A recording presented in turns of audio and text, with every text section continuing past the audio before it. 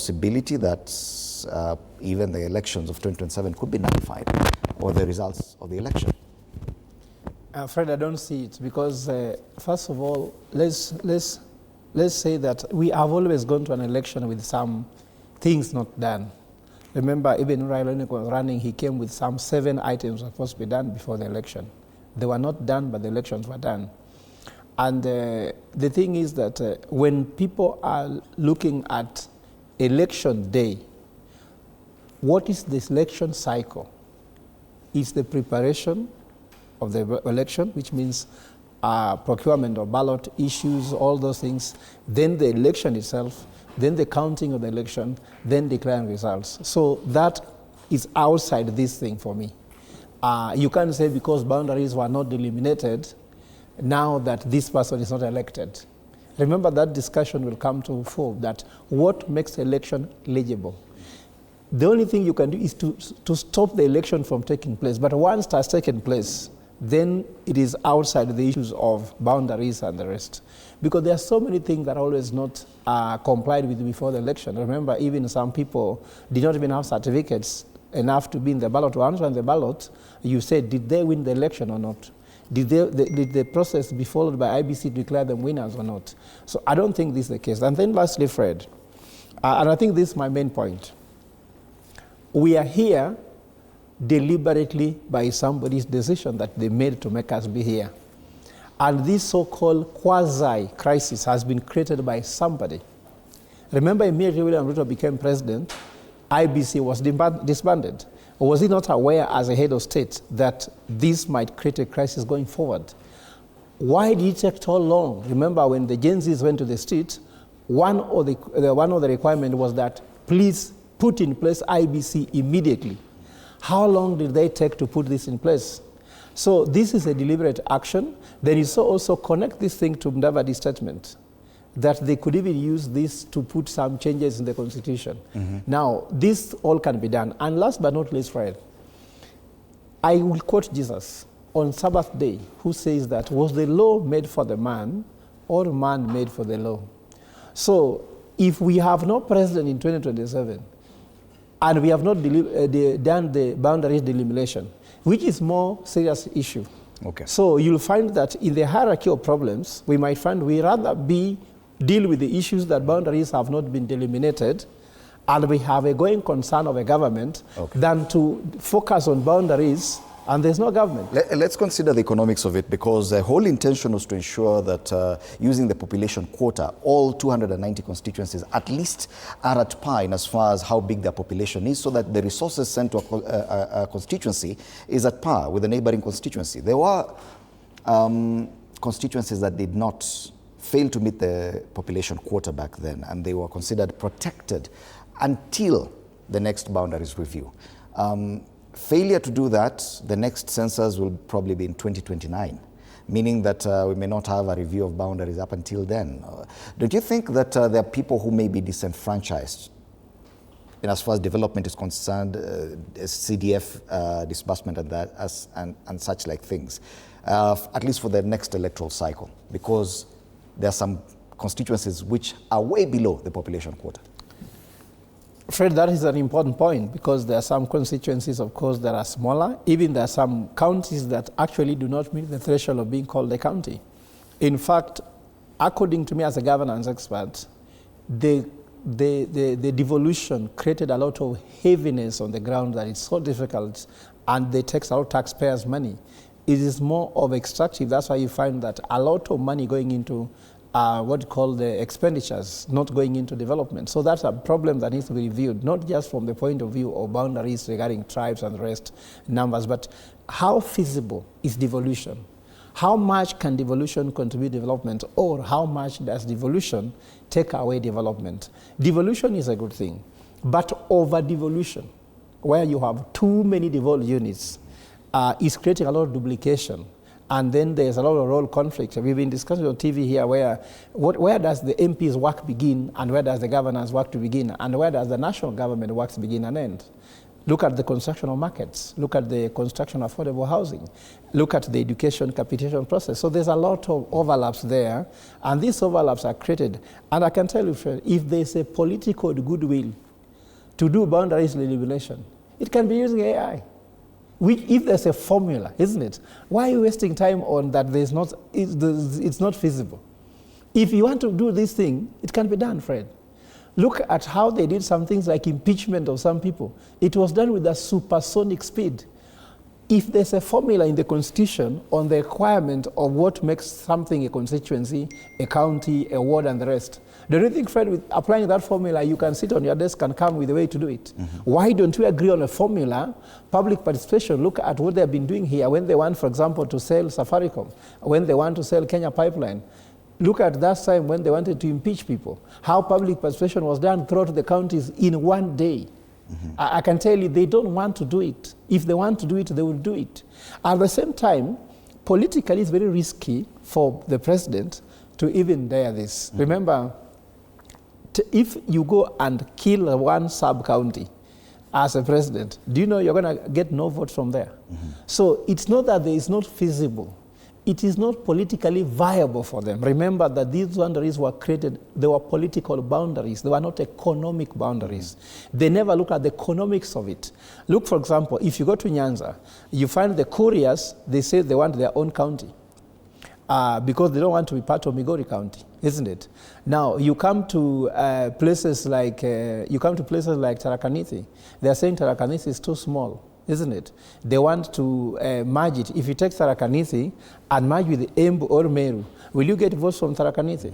So there's more to do with political will than actually talking about the economic. Do you see this potentially reigniting the debate about one man, 1 shilling, 1 vote? Because it is down to sharing of resources and how it is done. Because even the whole point of delineating and reviewing boundaries is to ensure that resource allocation is at par across all counties. Do you see this, the pronouncement by IEBC, potentially reigniting that debate? But Fred, let me tell you honestly speaking, I don't believe that.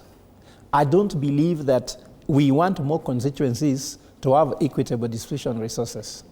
Let's go, for example, the Kenyan constitution was... But Prof, the delimitation of boundaries is not about increasing the number of constituencies. They stay at 290. It's just moving one boundary probably to encompass a bigger population. It is political, my brother. Look, let me take you to a place like Siaya. The headquarters of Siaya County was debated because some people wanted it in Bondo, some people wanted it in Siaya. It ends up in Siaya, but Bondo is more developed than Siaya.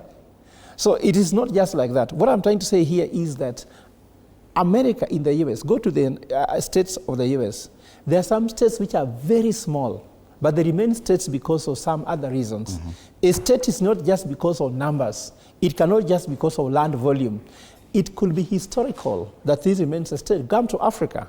Why didn't we argue that some countries in Africa are too small to be a country? Swaziland is a country, and some countries as big as Tanzania.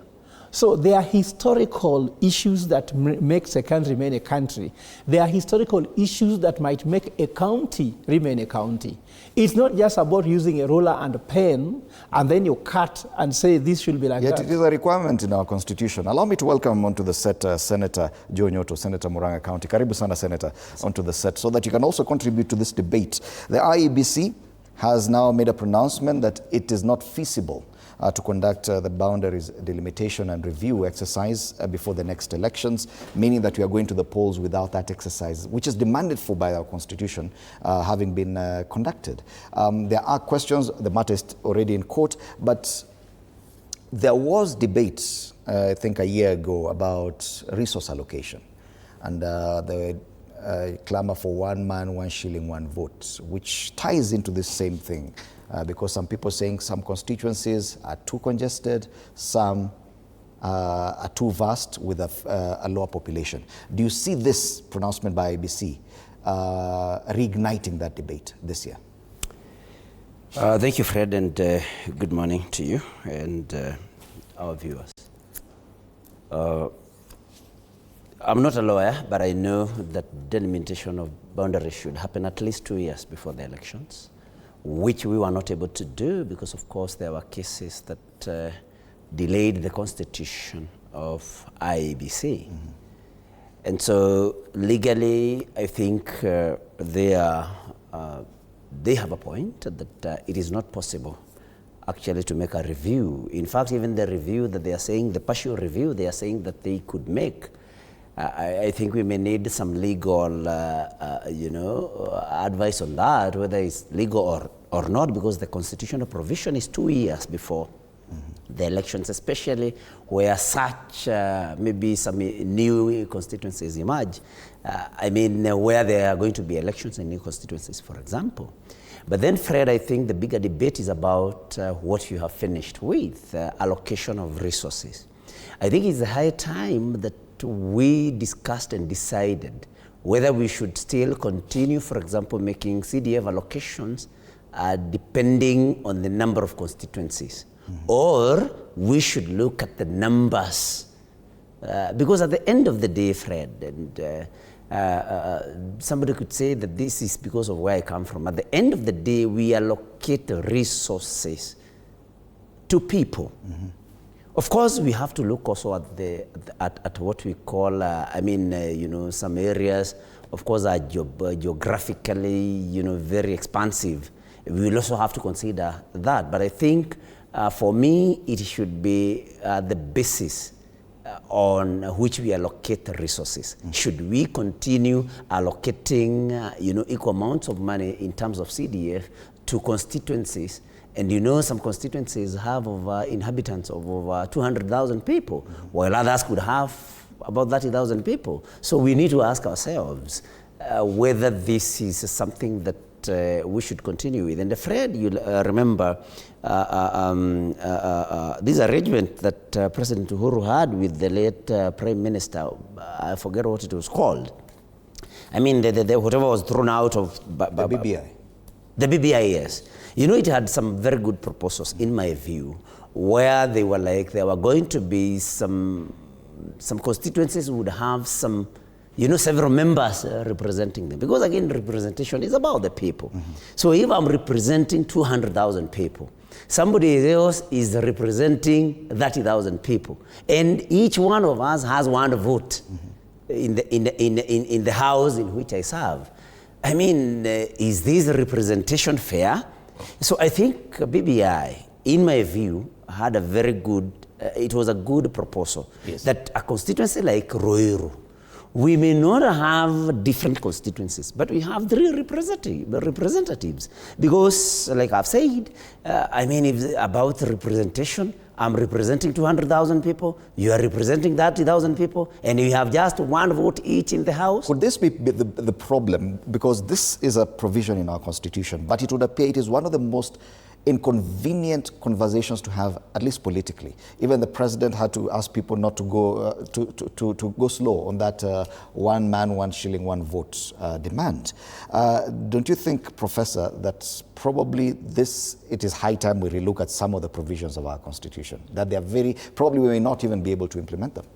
Yeah, Fred, actually, I want to maybe inform my very respected colleague, that is Senator Nyotu, that it is a flawed economic argument to only go with numbers, because as an economist, if you go only with population, some regions might have less population but have higher needs. So what is important is the need, not more of the numbers. Because, for example, you could go to a place like Kiambu, and because of the Kiambu, you might find that the numbers are there, but they may not have as many schools as if you go to a place in Turkana. So there are some places that may have more disease prevalences than other places. So, for example, and some places are already more advanced. For example, if you go to Kiambu, they might have very many hospitals already. So you're allocating money to them, and they don't have more infrastructure needs. So you can always not go for numbers. I don't agree with it. And Fred, if you ask me as an economist, we can have an algorithm, and I think I've just come up with one here, that if you come up with the population, you measure poverty levels, graphic size and remoteness of an area, development gaps, health and education indicators, fiscal capacity of the regions, together you can come with an algorithm. When we did algebra, when you say A is equal to BC minus XYZ is equal to 10, isn't it?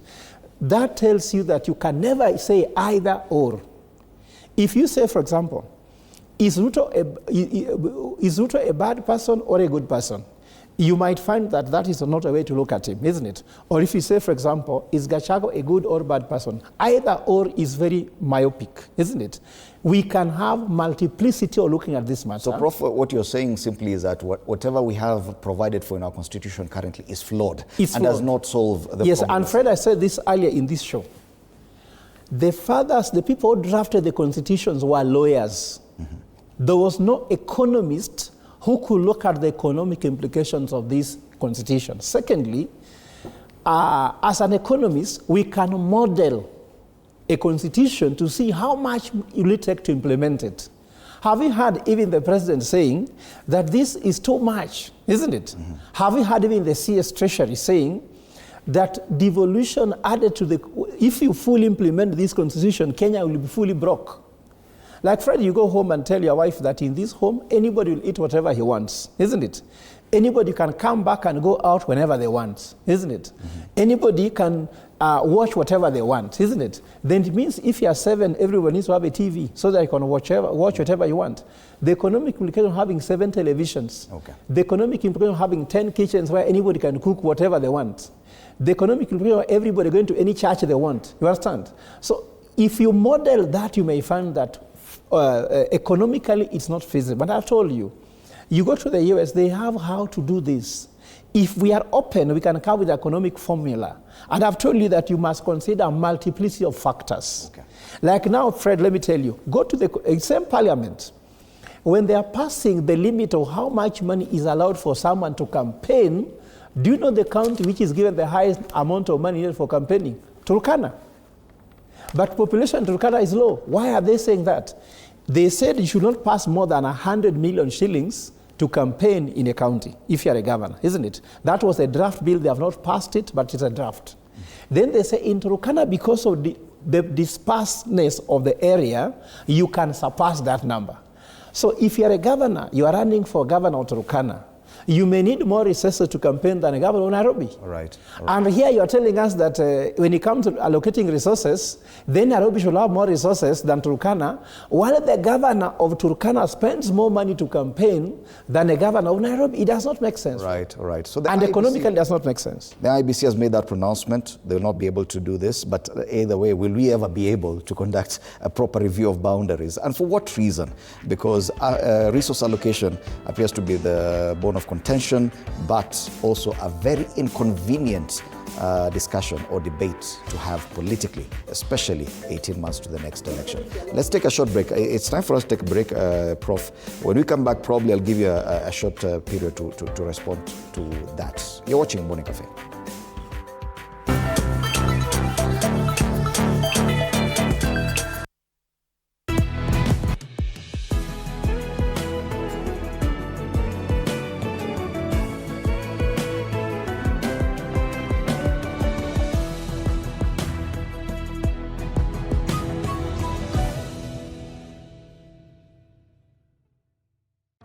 Excuses. It's time to rise, grind, and own your mornings. Join Coach Shadrach Ouma every Monday to Friday from 5:30 to 6 a.m. only on TV 47.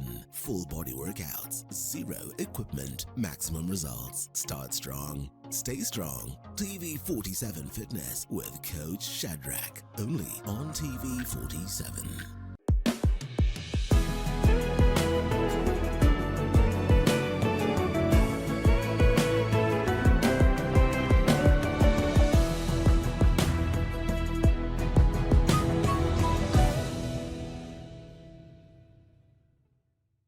Looking for the perfect way to kick off your weekend? Pole. Hiyo ni salamu ya Mluya kabisa. Tune in to Friday with Betty, the most exciting show on TV. Betty, one tear gas. Betty, I don't know where this guy's going. Walikutoka. From the latest news and trends to unforgettable moments, Mimi simpa. Hiyo nao nakubali. Wewe ni simpa. Friday with Betty is your go-to show for a fabulous Friday night. Theological, meteorologist. What is that word, Willis? Tune in this and every Friday at 9 p.m. and let's make your Fridays unforgettable. Only on TV 47.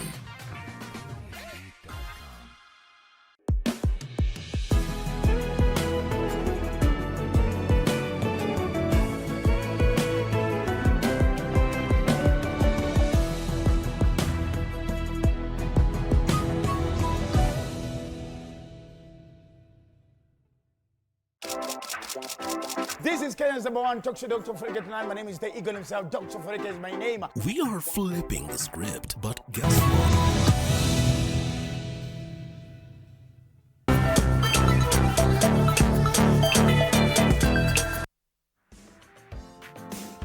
All right, welcome back. And before we delve into matters politics and the church attack that happened on Sunday in Othaya, I just want to give my panelists one more opportunity briefly to finish up on that story about the discussion about boundaries review. So Fred, I said if you go only with the numbers, you ignore the following.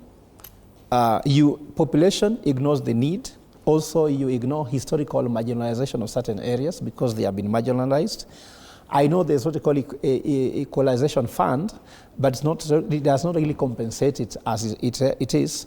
Cost of service delivery in some places is very high, as I told you, that because of the disparity of places' infrastructure.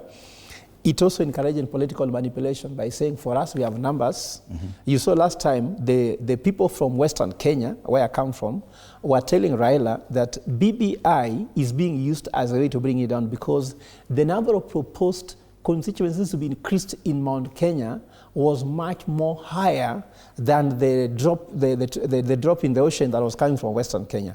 So it was even being told, if you accept this, you can go to State House, then they impeach you. So those discussions will come again. And I believe that should not happen. So it carries a lot of political manipulation. The fifth one does not account for demographics. You know, demographics are about age variations, is about gender. So there's a lot of things which can be ignored if we just follow one thing called population.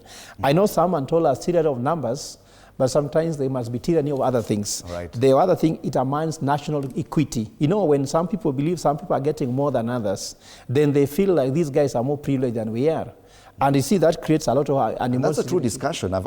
We've had instances where people are talking about those people are getting more than we are getting. So I'm saying if you do that, it becomes clearly that these benefit a certain region. Okay. And then this brings about the issue of national equity and equality and unity. Then lastly, it might actually contradict the constitutional principles of development. When Kenya wants to prosper, you can be held back by this thing by saying, we have to have as many units as this. And I want to end by saying, Fred, mostly people want these boundaries by saying they are looking for numbers, but people are just looking to create more political positions, which will become a burden to the Kenyans and taxpayers and bring down development. Senator, do you think that such a provision, it's already inconvenient and may never really materialize? Do you think that this is one of those things that should be considered for review when we get to that point? Yeah, I agree with the Prof that we need to make other considerations, especially when we are allocating resources. And of course, I didn't say that population should be the only, parameter that should be considered when you are allocating resources. But it's an important parameter to be considered.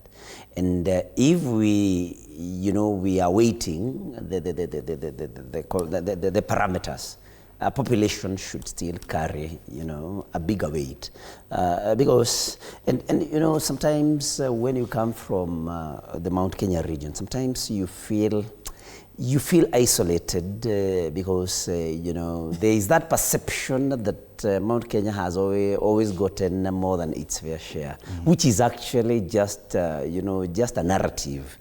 Because Fred, if you come there and Prof, if you look at it more deeply, when you hear people saying a particular region is getting, they are referring to Mount Kenya, but just come there and see while other regions are able to give from CDF or even from county allocations. Sometimes 10,000 in terms of bursary to a student. You'll find that in our region, because of the numbers and an allocation that is equal to other regions also, you find that most of our members of the National Assembly will give a bursary of 2,000 shillings per student, which is a concern.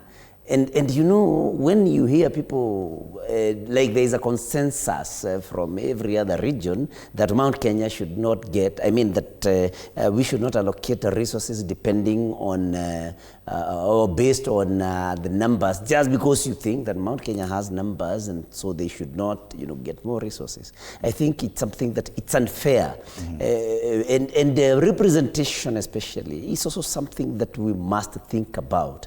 I did not hear Professor Gola tell me where the fairness is when I represent 200,000 people in a constituency and I have one vote in the National Assembly, while another colleague of mine from some other region, has a population of 30,000 people.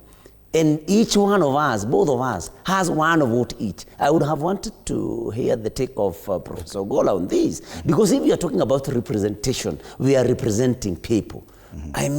How do you give me one vote while another person, while I represent 200,000 people, while another colleague of mine represents 30,000 people, and you give them one vote like me? Is there fairness in representation? He's a governance expert. Are you able to respond to that? By the way, Fred, I first of all have to say this.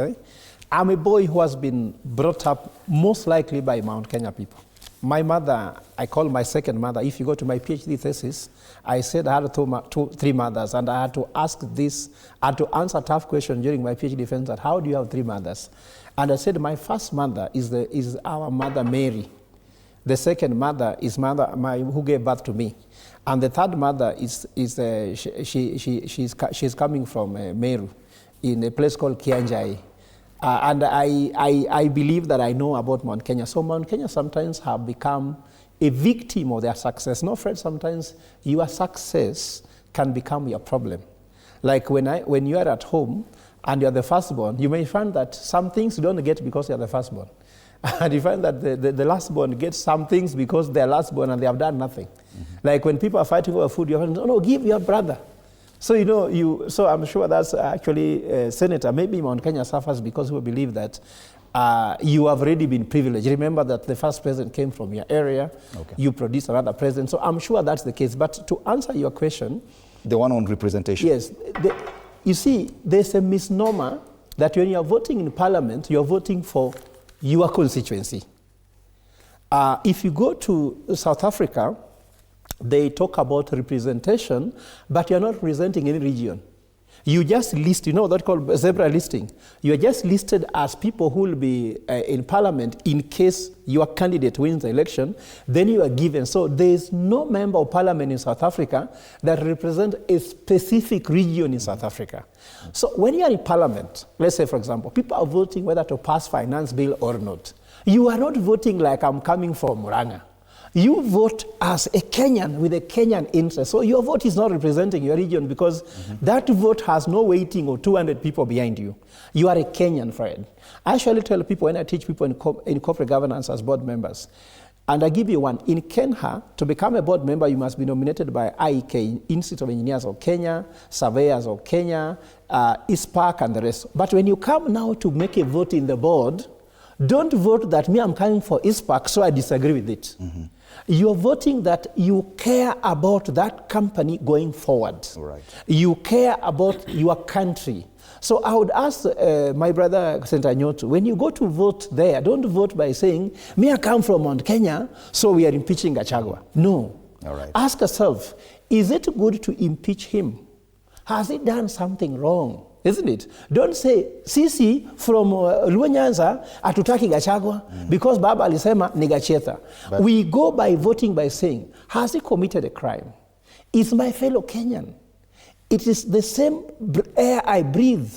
We share the same mother. We share the same ancestry. Right. And you vote as a Kenyan who want taken forward. But And I now think on point is separation, made, yeah. on the issue of resources, that can be done without a vote. I think, Senator, I've tried to answer your Yes, question. and I think you've answered it correctly.